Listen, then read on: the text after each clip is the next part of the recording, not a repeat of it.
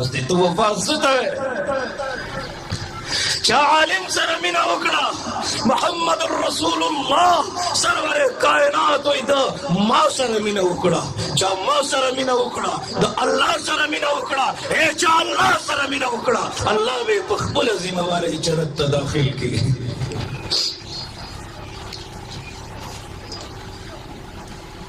دا ماشوم اوس دلته ولاړو تقریر یې کوو. تاسو واورېدو؟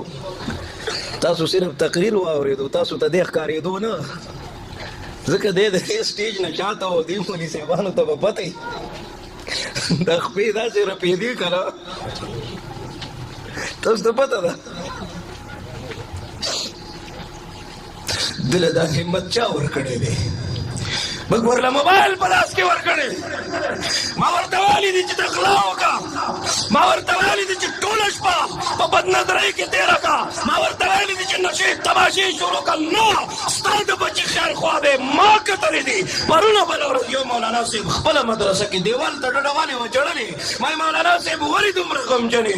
یو شاګرد را سره یو طالب علم 28 سپارې یادې کړې وې او 28 سپارې بېغیر غلطۍ په یو ورځ باندې اورولې شوې. ښه نو ما دا خو د خوشحالۍ خبره ده، ته ولې دومره غمجنې؟ ما ته مولانا صاحب هغه له مور موبایل واخیست او مدرسې پرېښودله او بدنظرۍ کې مبتلا شوی دی.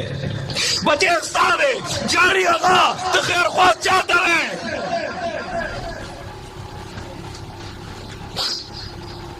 دوی سره مینه وکړئ، الله به در سره مینه وکړي.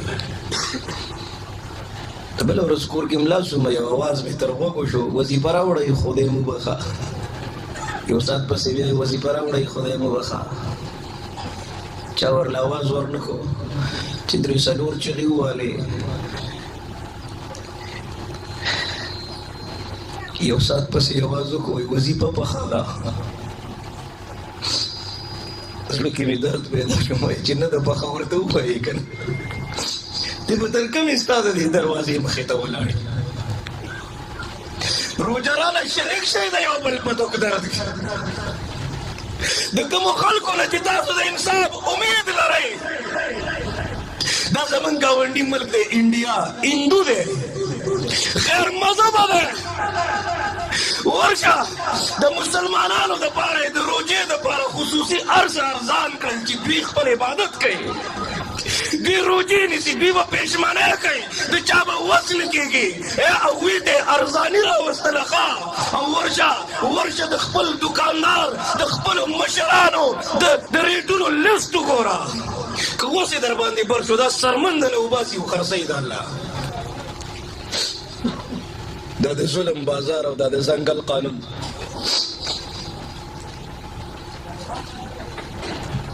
په لسو کسانو باندې مشر ولې نه یې؟ په لسو کسانو مشر ولې نه یې؟ ستا لاس به دلته تړل شوي ښه او د رب په دربار کې به حاضرېږې. ثم الیه ترجعون. تر هغې پورې به ستا د جنت او جهنم فیصله نه کېږي چې تر څو دې د یو روپۍ د یو ټکې جواب نه دی ورکړی.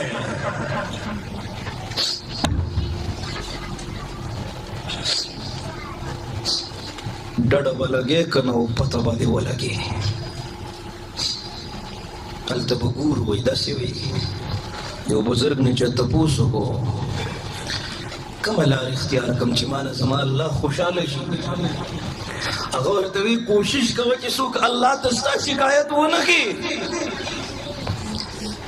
چې په دې روژه کې په تهجدو کې راوچت شي که نه، اتق دعوت المظلوم او خپل رب ته وجاړي چې الله زه د ده نه تنګ یم، ده نه زما پوښتنه وکړه. د دغې مظلوم د او د رب العالمین په منځ کې پرده نه یي ښه. څوک د خاورې رو پورته کړي تخت ورکړي، کله کله د تاجدار خاورې په سر شي، د دې سټ نه به دې ونیسي او د ایرو په ډېران به دې ګزار کړي. د بله ورځ یو سړي کډه وړله.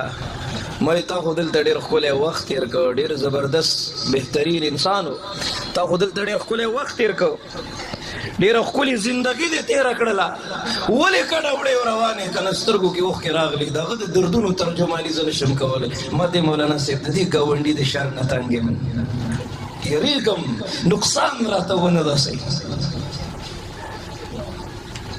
مېلمه به ورکره راغی، ډیوه به یې مړه کړه، د ور سره لاس کته کوو د غربت انتها وکنه میلمه به مړولو کامیاب معاشره من ته انسانیت ښودلی دی یو چیلی سر به په وو کورونو به ګرځو دوی له ورکوي من کرشته دوی له ورکوي من کرشته دوی له ورکوي واپس به هم هغې کور ته راغی د بل احساس من ته انسانیت ښودلی دی د جهاد په میدان کې تږي مړه شو یو بل ته د مرګ او زنکدن په حالت کې اوبه پیش کولې من ته انسانیت ښودلی دی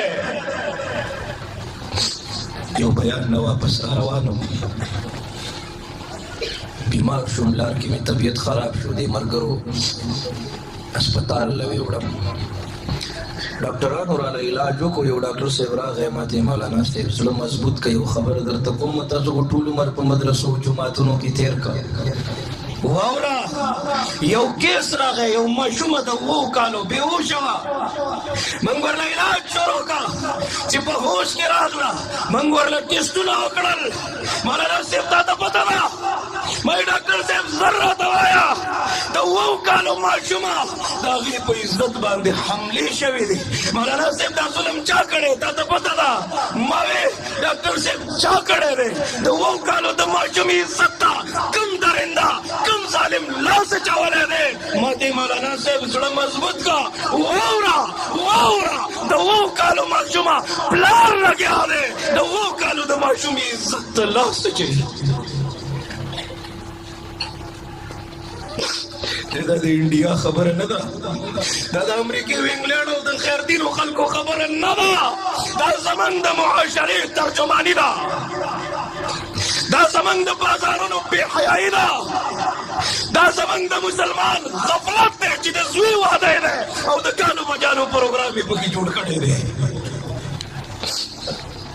موږ ته وایي مولانا صاحب ځان نه دی راته بزرګ جوړ کړی دی واده په ډنګه ډونګه خوند کوي زه ورته وایم الله خفه کېږي ما د ځان نه بزرګ نه دی جوړ کړی زه خو د خدای تعالی فقیر یم محمد رسول الله خفه کېږي دا د بېحیایي دلدل دا د غفلت انتها به موږ د جهنم کندو ته وغورځوي که ته الله خفه کړي هم به دا شپه تېره شي او که ته یو 2 رکعته لمونځ وکړې چې الله په کومو الفاظو ستا شکریا ادا کړم چې په ما دې دومره رحم کړی چې ما ته دې بچی راکړه او هغه دومره شو چې د واده قابل شو که نه الله ستا لاک شکر دی هم به دا شپه تېره شي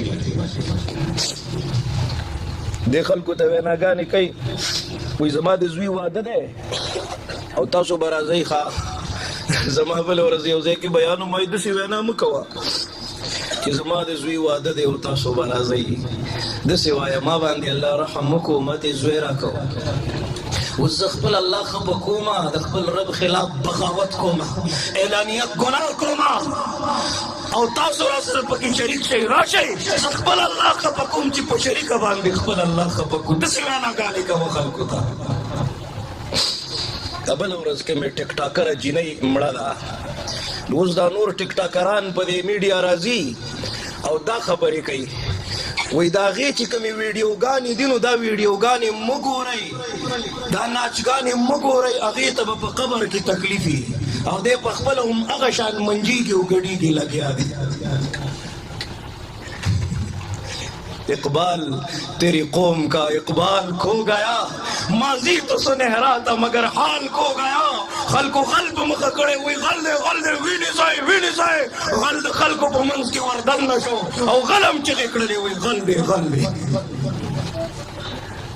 غلبې لوټې ته وایي تا کې 2 سوري دي وایي زه به کوم او د هغې ویډیوګانې مه ګورئ خدای ته وګورئ سم شئ سوال درته کومه سم شئ ولیکئ د رب د قهر او عذابنا ان بطش ربک لشدید چې ویني ولې که نه د الله په ذات مې د قسمې که څوک دې خلاص خذوها فغلوها ثم الجحیم صلوها ثم في سلسلة ذرعها 70 ذراعا فاسلكوها چې کله رب حکم کوي چې ویني صحیح که نه دی به چغې کړي ما باندې رحم وکړئ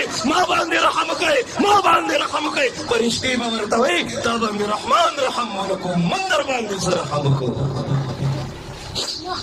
لږ ټیم میلاو شي راشئ کښېنئ د دې خپلو علماو سره